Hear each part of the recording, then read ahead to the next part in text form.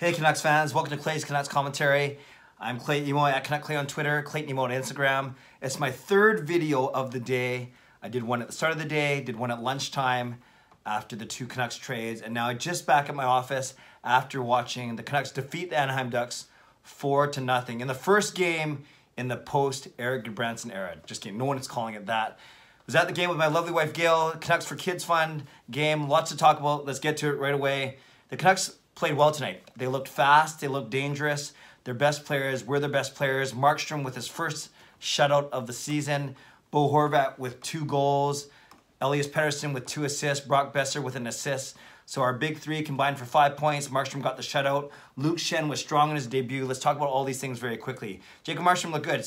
Stopped all 29 shots that he faced. None of them too dangerous, although he made back-to-back saves, I think, in the third period.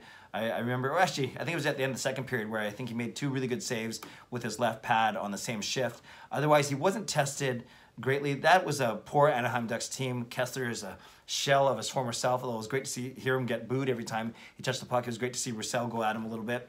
Perry looked slow, no Getzlaff, so not a lot of, and they're playing a third-string goalie, so not a lot of weapons on the Ducks team. And the Canucks, although they're pretty close in the standings still, the Canucks are the better team on paper, and they're certainly the better team on the ice. Like I said, they looked fast, they looked dangerous. Goldobin was playing like a man possessed today. He had a really good game, back-checking a goal, could have had another one, and an overall strong game from him. So you had a great game from Markstrom.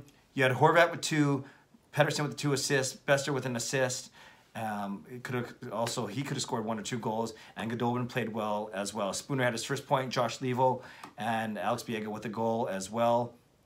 Alex Biega and Nikolai Goldobin with the other 2 goals that Horvat didn't get. So all in all, a great game. Let's talk about a couple of nuances of the game really quickly. Actually, as I'm looking at my computer here, the Canucks are now only 4 games behind the Minnesota Wild with no games in hand. So they're a lot better than being 6 points behind the Minnesota Wild, but they are 4 points behind.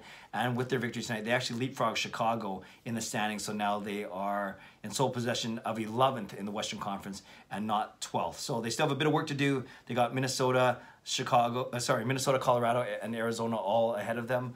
But they play Colorado and Arizona, the 2 teams that are ahead of them in 9th and 10th respectively. They play those 2 teams later on this week. So obviously big games for the Vancouver Canucks. Okay, let's talk about what I liked about, I liked the ice time. No forward played more than Bo Horvat. He played 19 minutes and 23 seconds, but it wasn't like he was playing 22 minutes. It wasn't like Boeser and Pettersson had to play 21 or 22 minutes, and that's obviously because the Canucks were winning. They had the game basically in hand, so Travis Green could roll all 4 of his lines. So everyone played more than 10 minutes except for Gaudette. Gaudette played 9 minutes and 50 seconds, but otherwise everyone was between 9:50 and 19:23. So relatively spread out among the forwards. And, very impressive also, speaking of your best players being your best players, both Brock Boeser and Elias Pettersson led the team, at least led the forwards with 2 block shots each. So that was nice to see as well. So overall, a solid game by the entire forward group. Power play scored a goal, which is nice. The penalty killed off both of the Ducks' chances, which was good, including that goofy one that they called against Bo Horvat at the end of the game with 1:15 left. On defense, everyone was solid. Ben Hutton, Troy Stetcher, they didn't have to play 30 minutes tonight. They capped out at 26, which was good. That means even Biega 18, Pouliot 17, Sontner had 14, and Luke Schenn, newcomer, played 15 minutes, had 3 shots on goal, had 4 hits, was standing up for his teammates. I was very impressed by Luke Schenn. And I kind of joked around in my quick pregame video. I said, I was strangely excited to see him. He was great, honestly, and this isn't to pile on Gudbranson, but he made plays that I think Gudbranson hasn't or wouldn't. And I thought Luke Schenn was great, and if he is a stopgap for the rest of the season, if Tanev doesn't come back, I'd be fine with it. Again, it's only been 1 game, but I was actually very impressed with this game, and obviously with Markstrom with earning the shutout completely, then we know that he didn't. Not only did he not let any goals in, but his defense played really well, as well the forwards, but the defense played very well in front of him. So overall, a solid game for the Vancouver Canucks. Again, not against a world beater opponent. Anaheim looked bad, they looked slow, they looked disorganized, but Vancouver won a game that they needed to win. It was nice to see them win 4-0 just 2 days after being shut out 4-0 by the visiting Islanders. The other thing I want to talk about really quickly, I'm going to talk about the trades again tomorrow. I talked about them earlier today. I need to read a few reports, listen to a few interviews, read a couple articles, and I'll get to that tomorrow. But more about tonight's game. The other thing is, as I mentioned before, I wanted to pledge to the Canucks for Kids Fund telethon, and I had all these stipulations, you know, $25 for a Horvat, Besser, Pettersson goal, $10 for a Horvat, Besser, Pettersson assist, $15 for a goal from not the big three, and $20 for any power play goal. Turns out it was a bit of an expensive night, but I'm happy to donate. I've already made my pledge online for $130. That's because Bo Horvat, 2 goals, 25 goals apiece, so $50. Bo Horvat, Pettersson with his 2 assists, that's another $20 for Pettersson's assist. Besser's assist, that's another $10 from him. So that brings it up to $20, $50, that's $80 right there. And then it was $15 a piece for Viega's goal and Godolbin, so that's $30 total. That brings it up to $110, and then add $20 for the power play goal, total of $130. And the most expensive combo actually came to fruition in that it was a power play goal scored by Bo Horvat, assisted by Brock Besser and Elias Pettersson. That's 25, 10, 10, plus 20. So on the Canucks, I think it's the 3rd goal of the game. That was a $65 goal, but half of the total that I donated tonight, the pledge tonight. But again, I was happy to do so for such a great cause.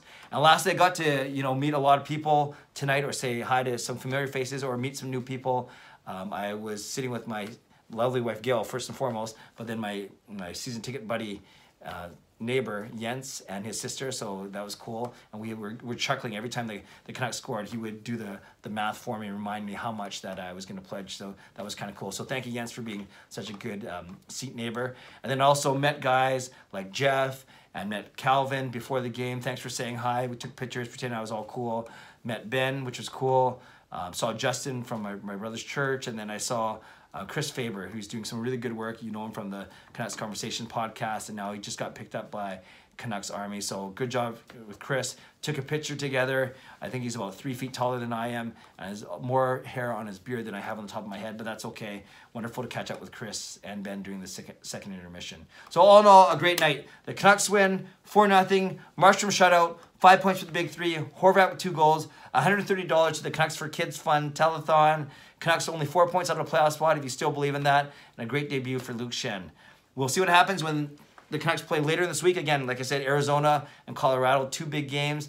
Tanner Pearson likely gets in the lineup. Alex Edler, maybe game time decision as we get closer to that road trip. But the Canucks have a couple of days off before they play again later this week. So I'll jump in tomorrow with some more trade reaction. But for now, I wanted to say, good job, Canucks. Great game. Good time at the arena. Happy to pledge some money. All in all, a wonderful night.